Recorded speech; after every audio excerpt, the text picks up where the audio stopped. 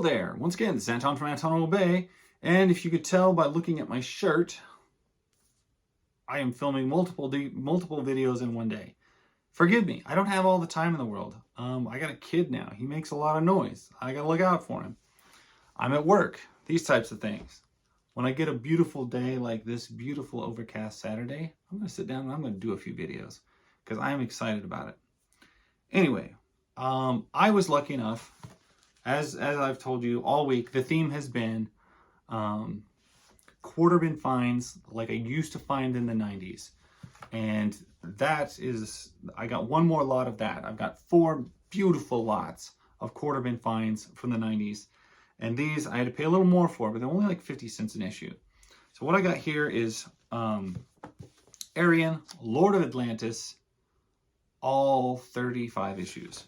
And the only thing that was a little funny is I paid 20 bucks for these, 20 bucks for this lot, and the guy said 40. It was described as 40 issues, but there isn't 40 issues. There's only 35. So there's only 35. So was I gonna squabble over the 5 issues not as advertised? No, not for the price, not for the fact that I got it really cheap. So this was 20 bucks, and it was like $6 to ship it or something like that. It was very, very, very cheap. So these are just the kind of shape that I want. I've been really into barbarian titles lately, and so this kind of falls into that realm. Not perfectly, but quite good. Issue number 2. It's definitely a sword and sorcery book, and it is another glorious, kind of forgotten and ignored DC title. And I've really been getting into these DC titles from the late 80s, early 90s that are basically forgotten, that nobody cares about. A lot of the Marvel titles from this area have increased in price significantly, and DC has not. They have stayed cheap. They've stayed dirt cheap. I think every lot of this quarter bin field that I picked up this week has been DC, because the Marvel stuff is just, the price has gone up. They see characters that they recognize and they can sell them for more. And honestly, nobody is really remembering or recognizing Arion, Lord of Atlantis, sadly.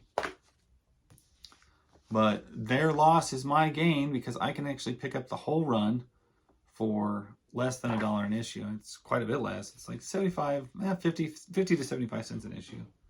But very pleased with the look and feel of the book. It looks great.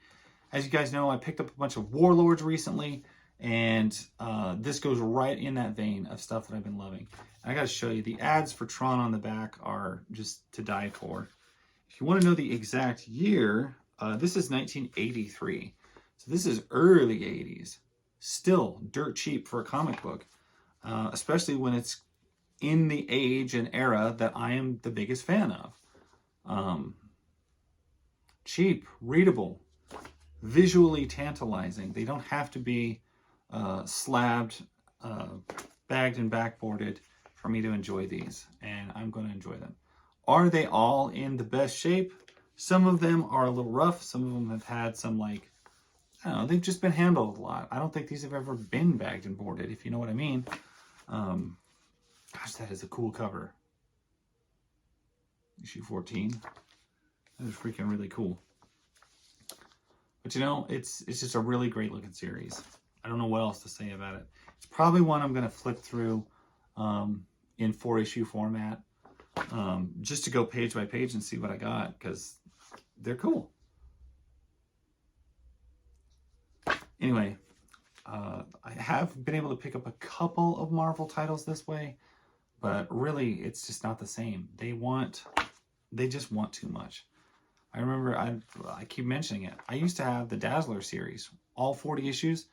I probably paid $10 for it because I got it through quarter bins and discounts and everything like that.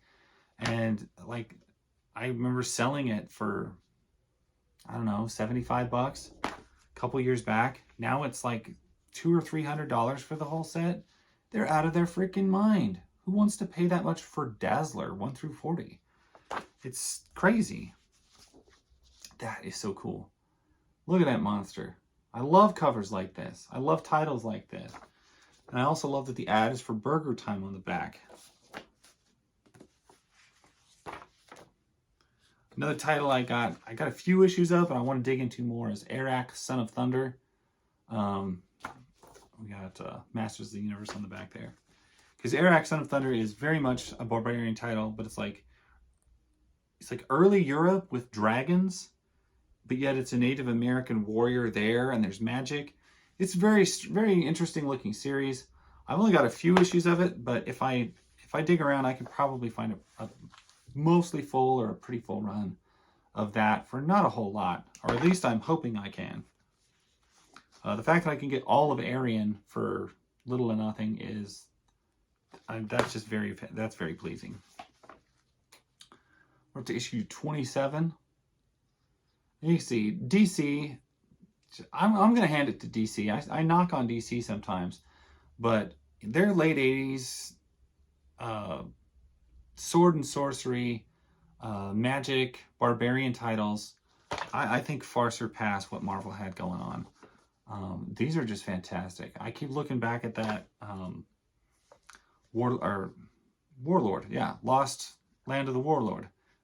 That series has some of the most tremendous art and covers in it, and this is looking like a good companion in that same era of just beautiful covers, beautiful title. And I love the way they did stuff back then. I love this newsprint format, and for not ever being bagged and boarded, these held up really good. Even the pages haven't faded or anything. It's nice. Nice. Arion, issue number 31.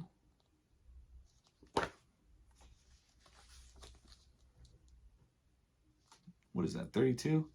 That could be a Thundercats cover. That just looks fantastic. The Magical Odyssey, book 4. There's a little bit of crease to it. You can tell somebody carried this and read it.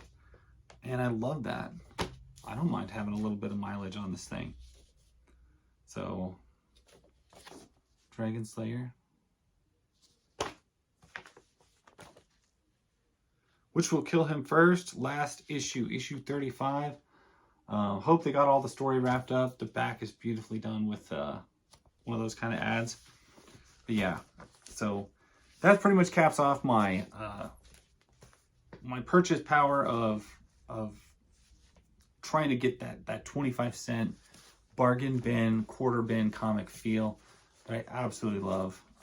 Which, like I said, at least in this state, in New Mexico, it's not happening.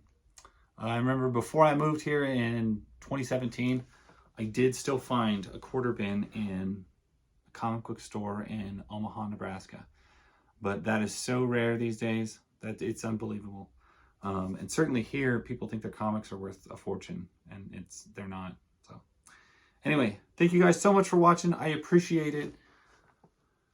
That's my story. I'll catch you guys later.